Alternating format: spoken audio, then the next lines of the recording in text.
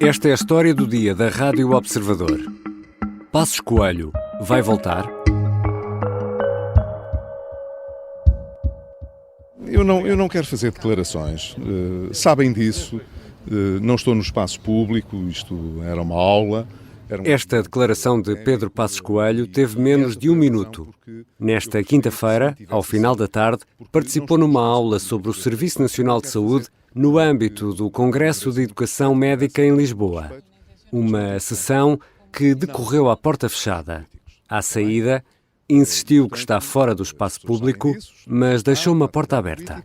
Não há nenhuma razão para eu dizer que nunca mais na vida faço coisa nenhuma, porque seria uma tolice dizer coisas dessas, não seria um absurdo.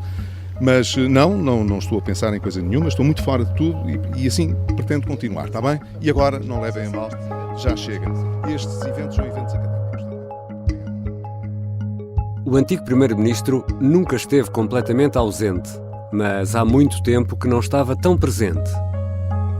Com os dados que temos, tentamos responder à pergunta: estará Passos Coelho a regressar? E se sim, vai conseguir reunir apoios? Vou conversar com Miguel Santos Carrapatoso, editor adjunto de política que há muito acompanha o PSD. Eu sou o Ricardo Conceição e esta é a história do dia. Bem-vindo, Miguel. Obrigado, Ricardo. Miguel, para o arranque desta conversa, proponho-te aqui regressar ao teu álbum de fotografias das férias, numa altura do ano em que te apresentaste, pelo menos um bocadinho mais bronzeado, no calçadão de quarteira e presenciaste esta cena. Candidato-se à presidência da República. Mas eu não venho responder a questões dessas. Estou fora. Cala consciência. Aproveito, não, tem toda a razão. Aproveito o facto de estar a fazer essa pergunta para dizer que a minha vinda cá tem, de certa maneira, um caráter excepcional, no sentido em que não é para repetir.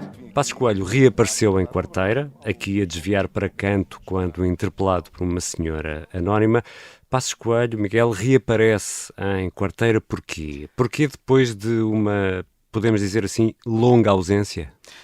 Por partes, reapareceu porque nunca foi bem-vindo no consulado do Rui Rio e apareceu por ser também muito próximo de Luís Montenegro. Ainda que, e é importante dizer, Pedro Passos Coelho não tenha gostado particularmente de uma aproximação ensaiada por Luís Montenegro na fase final a Rui Rio. Luís Montenegro, é importante recordar que apoiou e apareceu na campanha do Rui Rio, nas legislativas, e depois, ou melhor, antes mesmo, no Congresso que entronizou pela terceira vez Rui Rio, Luís Montenegro apareceu com um discurso muito pacificador e muito de união em torno do líder. Pedro Passos Coelho, é o que consta, não gostou muito dessa aparente aproximação e houve ali algum distanciamento entre os dois, tanto que Pedro Passos Coelho, apesar de muita especulação, não aparece no Congresso que entronizou Luís Montenegro. Aparece sim no Pontal, como dizias e bem, e já para deixar uma palavra de incentivo ao novo líder do PSD. Passos Coelho retirou-se da vida pública quando? Eu faço esta pergunta, Miguel Santos Carrapatoso, porque temos um bocadinho a ideia de que saiu quando António Costa assumiu a chefia do governo, mas não foi assim, pois não? Não. É importante recordar que Pedro Passos Coelho venceu as eleições de 2015, formou o governo caiu no Parlamento, mas Pedro Passos Coelho, aliás, manteve-se à frente do PSD e só sai depois de umas autárquicas, as de 2017, absolutamente catastróficas para o PSD, sobretudo por causa do resultado em Lisboa, em que o PSD foi a terceira força mais votada, ficou atrás do CDS. Na altura, Assunção Cristas, onde ela já vai, teve um resultado brilhante em Lisboa. O resultado desta noite foi um resultado muito pesado para o PSD. E eu não gosto de fugir às minhas responsabilidades. Responderei agora a algumas perguntas, se assim o entender. Dr. Passos Coelho, põe então a hipótese de não se recandidatar à liderança do PSD? É uma hipótese, com certeza, porque eu disse que faria uma reflexão aprofundada sobre as condições para me submeter a um novo mandato dentro do PSD. E isso acabou por precipitar já o fim do pacismo, que foi muito marcado por aquela ideia de vem aí o diabo. o diabo não apareceu. António Costa tinha na altura grandes doses de popularidade e, portanto, o fim do pacismo foi muito agoniante e Pedro Passos Coelho acabou por sair pela porta pequena, deixando sempre muitos saudosistas dentro do PSD. E o nome do ex-primeiro-ministro acaba por nunca sair da luta política. Entretanto, esta semana foi votado o Orçamento do Estado para 2023 e, felizmente, uma coisa de que não se falou, já estávamos todos fartos, ainda bem, não se falou, foi de uma coisa, foi da austeridade. Escusa de falar da direita e da austeridade. Ouvimos o deputado Miranda Sarmento pedir-nos, por favor, para não falarmos da austeridade. Austeridade. Austeridade. Da austeridade. Que austeridade. Austeridade. Austeridade. Esta compilação foi feita no programa da SIC Isto é Gozar com Quem Trabalha, que tem Ricardo Araújo Pereira como protagonista. É um best-of daquilo que foi dito no debate do Orçamento do Estado, que a esta hora vai sendo discutido na especialidade. 7 anos depois, Miguel, e se me permites aqui a graça, a culpa ainda é do Passos? A culpa ainda é do Passos. Em rigor, não foi só deste debate orçamental que assistimos à constante referência a Pedro Passos Coelho. Ela nunca deixou de existir no debate político, desde a formação da geringonça, que PS e PSD trocam acusações sobre quem trouxe a Troika e quem despachou a Troika. Enfim, a grande novidade aqui, aliás, há duas grandes novidades. A primeira é que há um divórcio à esquerda, o que aumenta as críticas a António Costa. Bloco e PCP, sobretudo, têm acusado António Costa de estar a aplicar a mesma receita que a direita aplicou no período da intervenção da Troika, e à direita há um novo líder, de quem já falamos, Luís Montenegro, que é, no fundo, um herdeiro desse pacismo. Portanto, António Costa, quer para responder à esquerda, quer para tentar criar algum embaraço à direita, vai lembrando Pedro Passos Coelho como se fosse um antídoto para impedir, por um lado, que a direita volte ao poder e para lembrar à esquerda que a alternativa à direita, segundo António Costa, era muito pior. Eu entendo que, sendo tão novo, o país pode esperar, deve esperar muito ainda do seu contributo no futuro. Não tenho dúvidas. E também este mês, quando estava debaixo de fogo, depois das declarações sobre as vítimas de abusos por elementos da Igreja, Marcelo Rebelo de Sousa veio lançar esta homenagem, podemos chamar-lhe assim, a Pedro Passos Coelho. Para lembrar quanto Portugal lhe deve no passado e quanto Portugal está seguro de lhe vir a dever muito mais no futuro. Isto, Miguel, irritou muita gente no PSD. Irritou, não necessariamente por Marcelo ter lembrado Pedro Passos Coelho, mas porque, mais uma vez, Marcelo apareceu completamente em dissintonia em relação ao PSD. Porque quando, segundo dirigentes sociais-democratas, quando o país deveria estar a discutir o orçamento, sobretudo, no caso, na visão do PSD, os seus deméritos, Marcelo tira Pedro Passos Coelho da cartola e lança uma confusão geral no debate político em que o país mediático e o país político deixou de falar sobre o Orçamento do Estado e passou a falar de uma eventual candidatura presidencial de Pedro Passos Coelho. Irritou também, porque não é segredo para ninguém, Pedro Passos Coelho e Marcelo Rebelo de Sousa nunca se entenderam, ou melhor, já não se entendem há décadas e, portanto, aquilo que Marcelo fez foi interpretado por muitos como uma tentativa descarada de criar uma manobra política e uma cortina de fumo para, de alguma forma, retirar a pressão sobre si próprio. Já vamos tentar perceber se não há fogo neste fumo. Já vamos voltar à conversa com o Miguel Santos Carrapatoso, editor adjunto de política do Observador. Vamos olhar para o futuro. Qual poderá vir a ser o papel de Pedro Passos Coelho? Isto vai ser uma espécie de feed semanal em doses homeopáticas de música clássica de que as pessoas não sabiam que precisavam. Martim Sousa Tavares, na Rádio Observador. Uma viagem por baixo d'água num submarino super rápido também funcionava, não é? Mas há ali um momento em que parece que o carro vai cair por uma ribanceira. Não é? Sim, essa é a parte Sim, que mas depois é salvo por um zeppelin, não é? As melhores notas da música clássica, explicadas pelo jovem maestro. Pode chamar-lhe canção. E cantiga? Cantiga já não. Cantiga não. Se for de amigo, talvez. Se for de escárnio e mal dizer, diria que não. Encontro com a beleza. Todas as segundas, na tarde em direto, depois das notícias das 5:30. Rádio Observador. Basicamente, precisamos só de curiosidade e um par de ouvidos. Aconteça o que acontecer. Estamos de regresso à conversa com o editor adjunto de Política do Observador. Miguel Santos Carrapatoso, há pouco explicavas que o nome de Passos Coelho nunca saiu do discurso político. É o nome que a esquerda mais teme e por quem a direita suspira? Respondo sim a ambas as questões. Por um lado, a esquerda teme Pedro Passos Coelho porque é, neste momento, a figura que mais facilmente agrega o espaço não socialista, se quisermos. E, portanto, tem um peso e um simbolismo muito próprios que, de alguma forma, fazem com que a esquerda, nomeadamente o PS, encare sempre Pedro Passos Coelho como um adversário de respeito. Claro, e por conseguinte, à direita também, Pedro Passos Coelho também é o nome por quem mais as várias figuras das várias sensibilidades da direita suspiram, mais uma vez, porque não há neste momento, nem mesmo Luís Montenegro, não há neste momento ninguém em condições tão favoráveis de agregar esse espaço não socialista. Deixa-me só fazer aqui uma escala técnica para ver outro ponto desta história. O PSD pode aproveitar este momento em que a Iniciativa Liberal encostou à Vox para trocar de piloto e quem sabe de pneus, se entendermos que os pneumáticos assumem aqui o lugar da linha ideológica da Iniciativa Liberal. Pode o PSD aproveitar este momento para ganhar força, Miguel? O PSD, pelo que nós sabemos, está a pensar a curto e médio prazo. Por um lado, esta erosão da Iniciativa Liberal, pelo menos a erosão teórica, esta confusão, esta barafunda na Iniciativa Liberal, acaba por favorecer naturalmente o PSD. Porquê? Porque é muito fácil, é aritmética política. É muito mais provável que quem votou na Iniciativa Liberal volte para o PSD do que vá engrossar as fileiras de qualquer outro partido.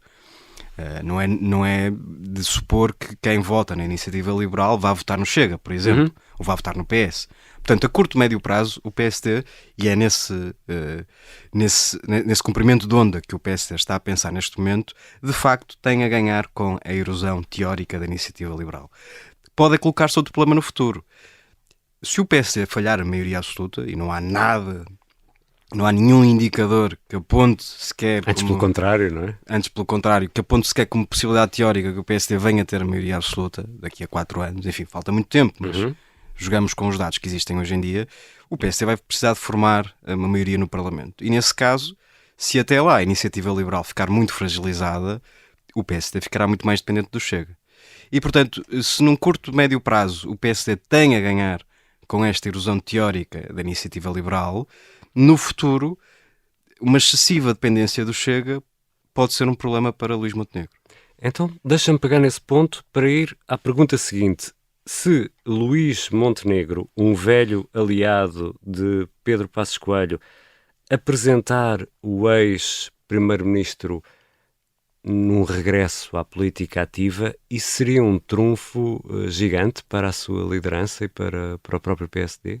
Naturalmente, Pedro Passos Coelho, pelo que dizia há pouco, é neste momento a figura que mais facilmente agrega o espaço não socialista e, portanto, se Luís Montenegro conseguir no futuro apresentar Pedro Passos Coelho, por exemplo, como candidato abençoado pelo PSD às próximas eleições presidenciais, seria um enorme trunfo para o partido e, ou melhor, isso seria um enorme trunfo porque à esquerda não se perspectiva que exista um candidato com condições tão favoráveis como Pedro Passos Coelho, por exemplo. Mas neste momento, Miguel, só resta uma eventual candidatura a Belém a Pedro Passos Coelho? É muito prematuro dizê-lo. O que se comenta no PSD é que Pedro Passos Coelho é um homem jovem e, portanto, poderá voltar à vida política nas funções que assim entender. Agora, olhando para as perspectivas que existem, de facto, não seria muito natural que Pedro Passos Coelho voltasse, por exemplo, à liderança do PSD. É pouco provável que isso aconteça. E, portanto, uma eventual candidatura a Belém, ao cargo de Presidente da República, faria mais sentido no percurso até agora percorrido por Pedro Passos Coelho. Mas, mais uma vez, é importante dizê-lo, isto é tudo muito prematuro, não sabemos se Luís Montenegro, por exemplo, não se estatela pelo caminho, não sabemos em que ponto é que estará o PSD, estamos todos a partir do princípio que o PSD terá agora um crescimento sustentado, Mas o PSD era, até há bem poucos meses, um partido que se dizia que estava em crise e em risco de se tornar um partido médio. Portanto, se no futuro o PSD estiver a atravessar uma crise de tal forma estruturante que os militantes pretendam ou desejem um regresso de Pedro Passos Coelho, aí as coisas poderão mudar de figura para o antigo Primeiro-Ministro. Mas também, Miguel, a esta distância ainda há outros nomes na calha e à direita. Sim, senhor. Mas antes de mais é preciso fazer esta ressalva. Segundo aquilo que nós podemos apurar, se Pedro Passos Coelho quiser, e só ele pode fechar essa questão, se Pedro Passos Coelho quiser ser candidato nas próximas eleições presidenciais, contará naturalmente com o apoio do PSD. Isso é uma garantia que é dada pela atual liderança social-democrata. Se Pedro Passos Coelho não quiser abraçar essa aventura, então abrem-se outras perspectivas. Luís Marques Mendes será o plano B, e será um plano B bem aceite pelo PSD. Ele foi muito bem recebido no congresso que entronizou Luís Montenegro, tal a que Pedro Passos Coelho faltou. Teve lugar de honra na primeira fila. Luís Montenegro e Luís Marques Mendes são muito próximos, conhecem-se há muitos anos e, portanto, o apoio a Luís Marques Mendes não causaria urticária à atual liderança do PSD. Em contrapartida, há também a hipótese de Paulo Portas avançar com uma candidatura, se bem que, e aqui Paulo Portas tem esse handicap, não tem um partido forte a apoiá-lo.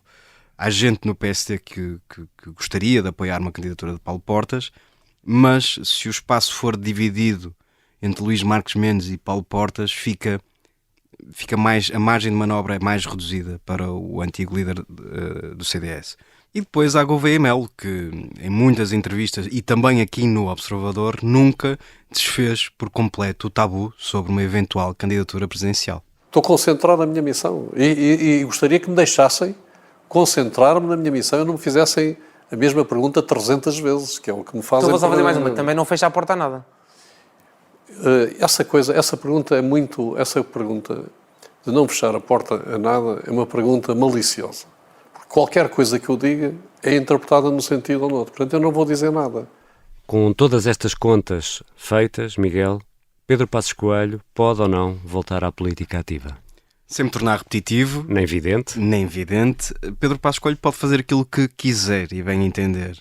De facto, o antigo Primeiro-Ministro tem capital político, tem saudosos no PSD e fora dele e, portanto, se um dia entender tentar suceder a Marcelo Rebelo de Sousa, vamos assumir que é o cenário mais provável, não tenho dúvidas que contará com o apoio do PSD, naturalmente, do CDS ou do que restar dele, da Iniciativa Liberal, porque não, e mesmo do Chega, que terá muitas dificuldades em divorciar-se de Pedro Passos Coelho. O Chega, que, recorde-se, nasce de uma cisão no PSD, nasce contra Rui Rio e nasce com alguém, no caso André Ventura, que sempre foi um inequívoco apoiante de Pedro Passos Coelho. Portanto, tudo isto somado, parece-me difícil que, se as condições forem as melhores, Pedro Passos Coelho resista ao canto da sereia. Obrigado, Miguel. Obrigado, Ricardo. Miguel Santos Carrapatoso é editor adjunto de política do Observador e há muito que acompanha o PSD de perto. Neste episódio, ouvimos sons registados pela RTP, nomeadamente Passos Coelho nas autárquicas de 2017 e na festa do Pontal deste ano. Ouvimos também um excerto do programa Isto é Gozar com Quem Trabalha, da SIC, e foi também a SIC quem registou o som de Marcelo Rebelo de Sousa. Esta foi a história do dia. Pode seguir-nos no site do Observador e nas aplicações que habitualmente usa para ouvir podcast e assim não perde um episódio. Obrigado por nos ouvir.